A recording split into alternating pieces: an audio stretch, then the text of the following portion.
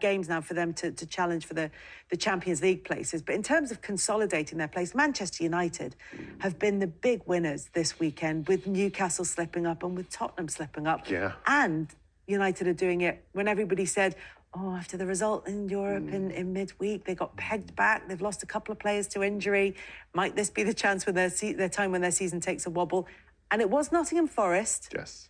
But they're still the only ones to win of the teams around them. I think you're right, and at this stage of the season, points are so important because you can't legislate for anything else.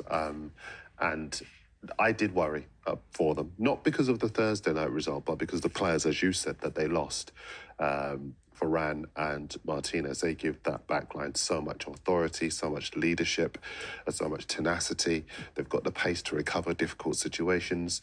Maguire, I feel for Maguire so much. When that goal went in off his head, he knew nothing about it on Thursday night, and I found myself saying to the screen, can this guy not just catch a break? I mean, goodness me, he cannot do a thing right, but hopefully he'll play himself through this difficult period, which has lasted, over a year now, hasn't it? And get to the other side.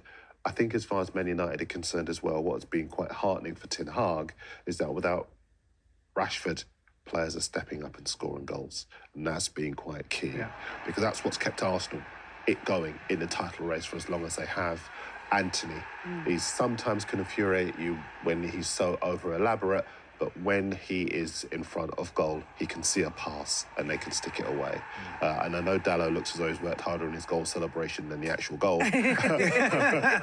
But he looks good. And I think that this could well be the phase of this season, maybe where they consolidate it. But I don't quite rule out Brighton for the top four just yet, I must say. I wasn't ruling them out. I was just saying that they're more of an outsider in that race. And that would be fair.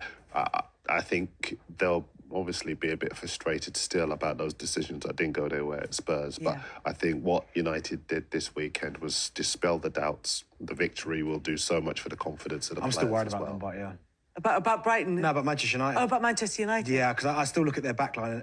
Nottingham Forest, no disrespect to Nottingham Forest, are having a struggling season.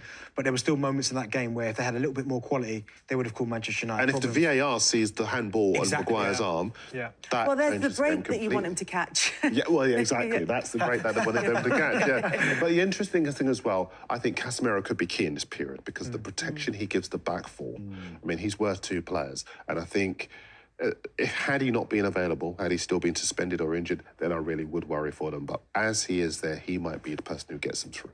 Going to be really, like you said, it was against a Nottingham Forest side who've done that actually against a lot of teams this season, created moments without managing to get the result. But with Brighton facing Manchester United in the FA Cup semi-final, it's going to be a really interesting matchup as a test of where both of those sides have reached at this late stage of the season. Yeah, I think when you look at Manchester United as a whole, they're still underachieving for me. They're growing back into what we all know and has been proved through history what they can be and probably what they should be something. Brighton, for me, we reached the semi-final 4 or 5 years ago and it was against Manchester City. There was a huge gap and we didn't hold much hope. I think this time it's a much more even contest. The only thing I think about Manchester United and the Brighton, when I compare them in the semi-final of a cup competition, is the Manchester United players have been there and they've done it before, and they might just turn it on. They like the big stage, let's say, your Bruno Fernandes, people like that. Brighton aren't so used to it, and that could be maybe their downfall.